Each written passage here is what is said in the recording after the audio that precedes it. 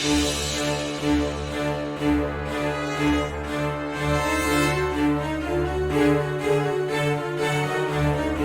what's up, everybody? Unfortunately, I couldn't find a trailer for Feeders 3, but here's the information on Internet Movie Database.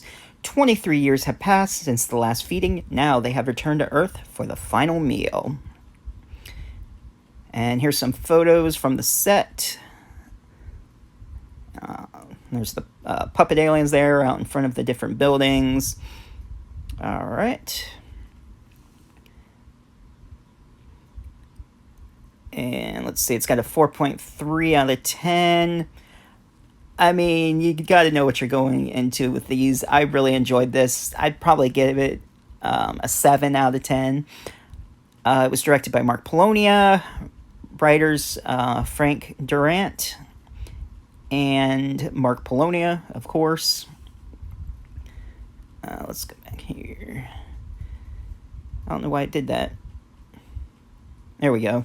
Yeah, it's being weird, but you can see, of course, they both wrote it.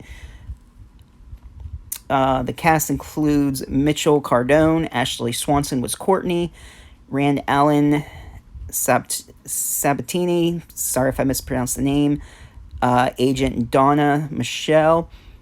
Greta was the female Bennett, like the character from the first movie, which I said is pretty funny how they have a lot of back scenes and funny shots in the movie of them playing, these two women playing the characters from the first movie. James Corellis plays Corpse. Todd Carpenter plays Santa. We got Richard Diesel, sorry. Count Gore Devol, which there's an intermission, which he plays the vampire in that. We got Titus Himmelberger, who's a road worker. Jeff Kirkendall is the cinematographer. Michael Karash is Marker Man. Mr. Lobo plays himself. Audie Metzger plays Marlene. Mark Polonia plays Alan. And Jenny Russo is the news anchor. Let's see. There's more like this, of course. There's Feeders 1 and Feeders 2. Definitely check those out as well. But you can actually sort of see them out of order. I mean, if you want to see all the parts that goes on, of course, watch them in order. But they do show a lot of the backstory, so you do know what's going on. But I recommend watching them all in order regardless, even though they do show what happens, just, to get the full gist of the story. And there is stuff that they leave out, too, of course. All right, so just stick around for my review, and thanks for watching. Hey, what's up, everybody? Steven here, the Horror Freak 85, and welcome to day 1 of Polonia Week.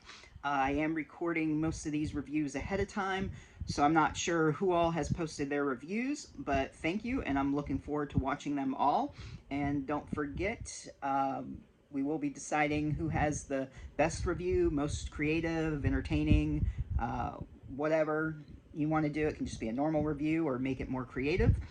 You'll win a pack of Polonia movies and a couple Wild Eye movies, which I've shown in another video. But anyway, let's go ahead and get into this review for day 1. I did Feeders 3, and I'd like to thank Rob and the folks over at Wild Eye for sending me this copy to review for Polonia Week. I'll go ahead and read the back of it. Decades later, and their appetite has grown. The long-awaited sequel to the Polonia Brothers smash hit Feeders series. 23 years have passed since the last feeding. Now they have returned to Earth for the final meal. A group of UFO researchers and some local townspeople must fight back before the aliens' master plan for the planet is set into motion. From cult movie favorite director Mark Polonia, Sharkenstein, Amityville in Space, Jurassic Shark 2, and Polonia Brothers Entertainment. Wild Eye Releasing presents Feeders 3, starring Mitchell Cardone, Ashley Swanson, Rand Allen Sabatini, sorry if I pronounce any names wrong, Greta Volkova, James Corellis, Todd Carpenter, Audie Metzger, Jenny Russo, Jeff Kirkendall is even in it. He plays the cameraman. Bonus features include director's commentary, making of featurette, scene selection, and trailers.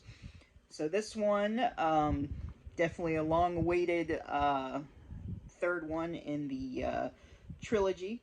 It was written by Frank Durant. Yeah, I started to say Durant. Duh, I should know how to say his name. I just interviewed him last night. Great guy. Check out that episode of the House of Horrors, episode 62, I believe. Check it out if you didn't watch it. But anyway, sorry about. See what I said about me pronouncing names? Uh, Produced and wrote it with Mark Polonia. And if you're a fan of the original feeders, I mean, you know what to expect in this series. The aliens that come down to Earth for pretty much a food source. They're kind of like little puppet looking creatures, which is funny how they're made. Little practical effects there. You know what I'm talking about if you've seen the first feeders. I'll probably do a review on the first ones as well.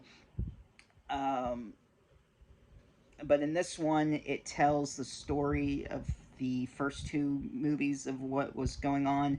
There is a crew put together that is making a movie based on the actual facts, well, supposed facts of what happened in the first two movies. And they changed the characters from the first one to a couple of women.